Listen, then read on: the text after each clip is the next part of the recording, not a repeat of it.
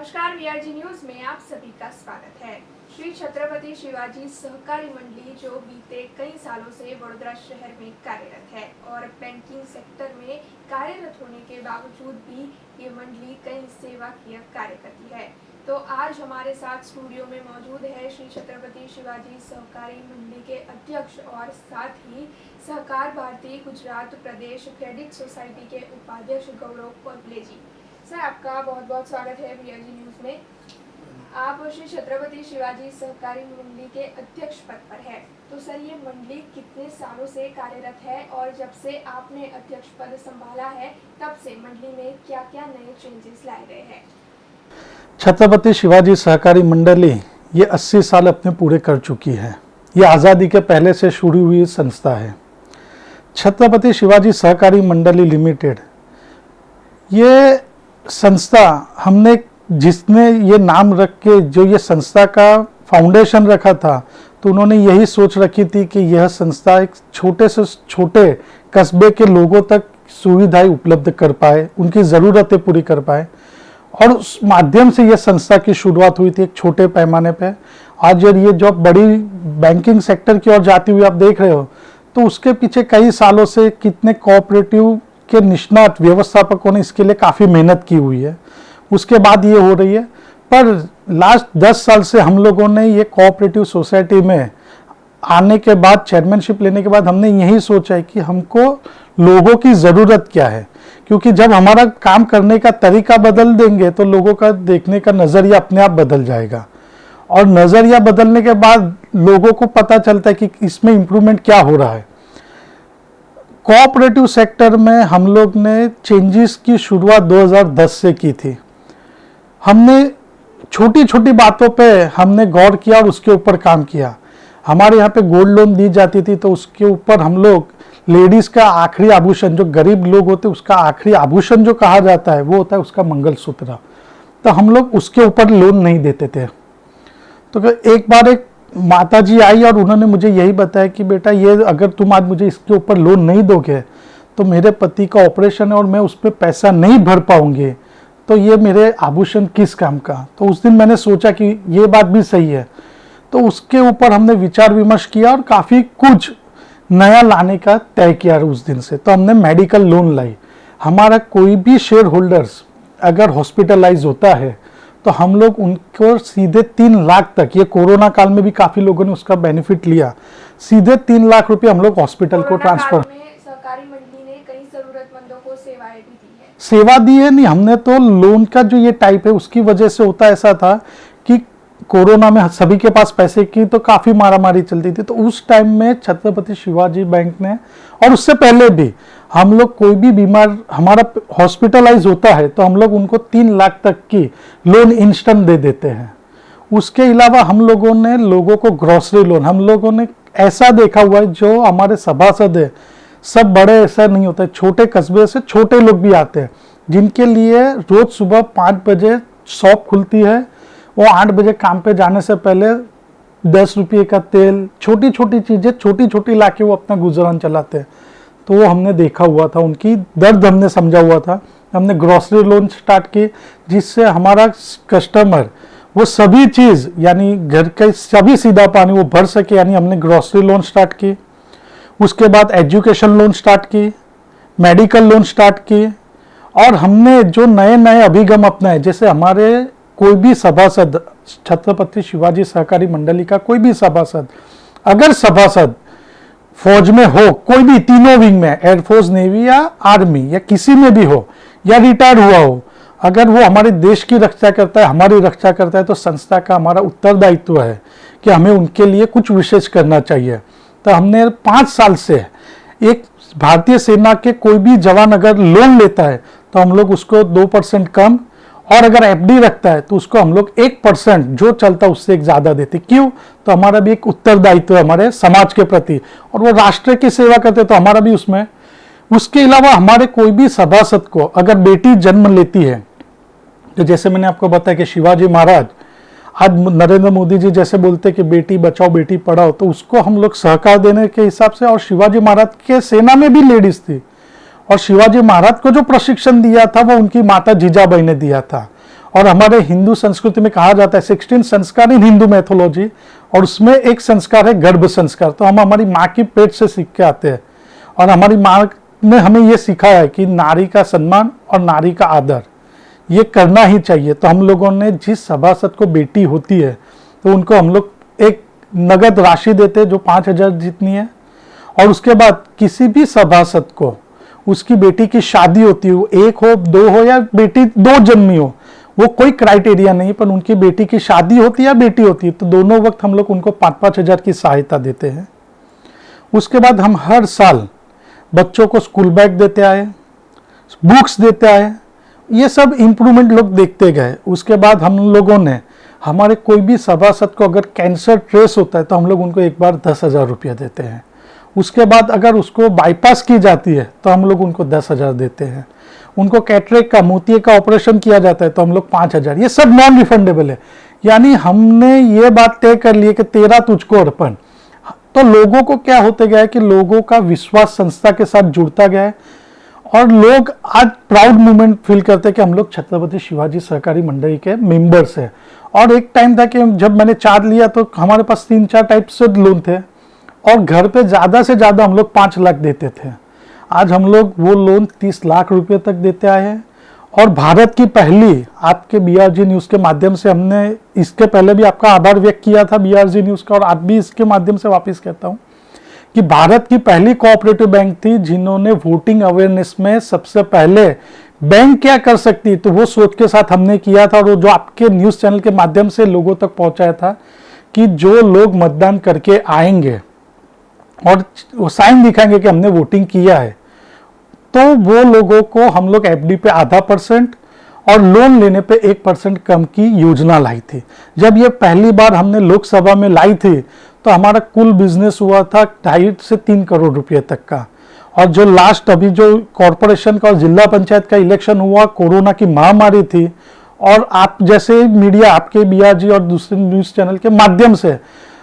जिस तरह से हमें प्रतिसाद मिला है, जिस तरह से BRG ने हमें सपोर्ट किया, तो उसके माध्यम से इस बार 540 लाख यानी 5 करोड़ 40 लाख का बिजनेस हमने सिर्फ 6 दिन में किया। यानी सोच बदलेंगे तो अपने आप अभिगम बदलने की जरूरत है। जब हम लोग क्रिकेट की बात करेंगे तो जैसे क्रिकेट में पहले टेस्ट मैच हुआ करती तो 5 दिन चलती, अब 2020 का जमाना आ गया है, तो उस तरीके से हमने भी 2020 ही स्टार्ट किया हुआ है। लोगों को कुछ नया, और बैंकिंग सेक्टर में कंपटीशन है। हमारे यहाँ भी प्रीफर्ड बैंकिंग सर्विस है, कस्टमर आता है तो हम लोग हर एक तरीके से, हमारे सोच यही है कि हमें हमारे सामने इतने आह्वान है कि हमको काफ़ी सारी बैंकों को बीट करके हमें आगे आना है, और वो करने के लिए हमें कुछ ना कुछ नया नया करते रहते हैं। और उसकी बदौलत आज मुझे कहते हुए अच्छा लगता है कि जिस दिन मैंने चार्ज लिया था तो हमारा टर्नओवर 2011-12 में 6 से 7 करोड़ तक आ गया था। आज इस बार, आज मैं बताते हुए मुझे काफ़ी हर्ष हो रहा है कि हम लोग 40 करोड़ के ऊपर आए। मतलब छत्रपति शिवाजी सहकारी मंडली लगातार आगे बढ़ रही है, और आपके अध्यक्ष पद पर आने के बाद तो काफ़ी सराहनीय कार्य किए गए हैं। मंडी सच में काफ़ी सराहनीय कार्य करती है सर, लेकिन आप क्रेडिट सोसाइटी के उपाध्यक्ष भी है, तो इस बारे में भी आप हमें कुछ जानकारी दीजिए।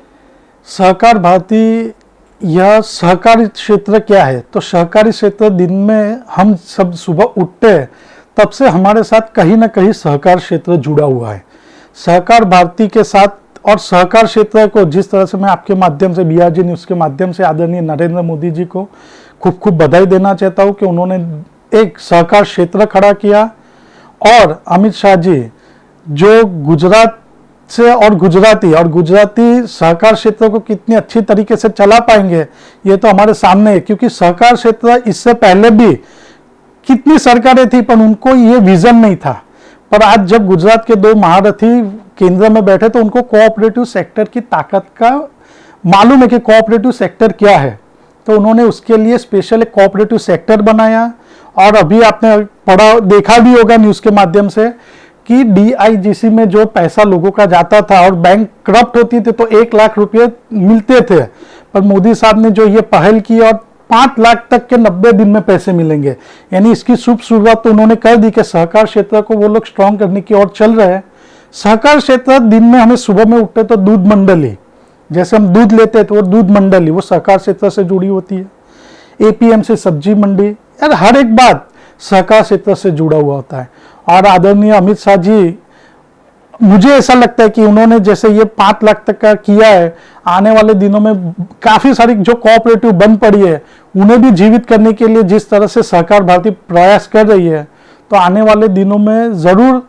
हम लोग बड़ौदा में जो बंद पड़ी हुई कोऑपरेटिव है, मुझे लगता है कि काफी जल्द में चालू होगी और जो लोगों का पैसा गया है, कि जो फंसा है वो सबको वापस मिलेगा, ऐसी उम्मीद अब जागी है। तो सहकार क्षेत्र से जुड़े हुए जो भी नए कानून सरकार की ओर से दिए गए हैं, इस बारे में आपका क्या अभिप्राय है? सरकार की तरफ से जो गाइडलाइन आई है कि सरकार जो कोई नए कायदे लाती है वो लोगों के हित के लिए होती है, क्योंकि अभी तक जो कोई कोऑपरेटिव बैंक गई है वो कोऑपरेटिव बैंक इसी के लिए गई है कि जैसे कहावत है कि गुजराती में कि हूँ बावने मंगलदास, ये कोऑपरेटिव को व्यवस्थापक मंडल ने अपनी बाप की पेढ़ी और जागीर समझ के चलाते थे